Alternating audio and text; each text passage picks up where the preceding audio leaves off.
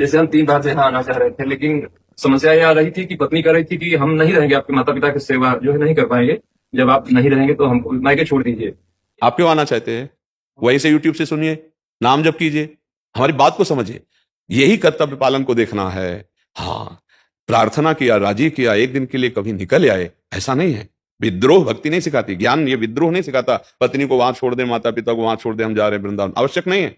वही सुनो, भाव करो, नाम जप करो, उनकी सेवा करो, वही काम बन जाएगा। कभी अवसर मिले पत्नी को मना के कि एक दिन हो जाऊंगा, बिहारी जी के दर्शन कर आऊं, संत समागम कर आऊं।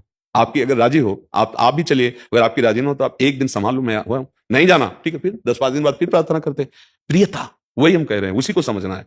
ऐसा नहीं माता पिता की वो सेवा नहीं करेगी, उसको मायके छोड़ दिया, आप वृंदावन चले, माता पिता कष्ट पाए, ये भक्ति नहीं। अगर बात मान जाओगे तो गृहस्थी में रहते हुए भगवत प्राप्ति कर लोगे। बात समझ में ना आवे तो भगवत प्राप्ति खिलवाड़ नहीं है, माया में ही फंसा रहता है जीव। भगवत प्राप्ति के लिए सिर्फ भगवान को लक्ष्य में रखना है। वो वृंदावन में भी है तो आप जहां हो वहां भी हैं, सर्वत्र हैं तो आप जहां भी हो वहीं हैं।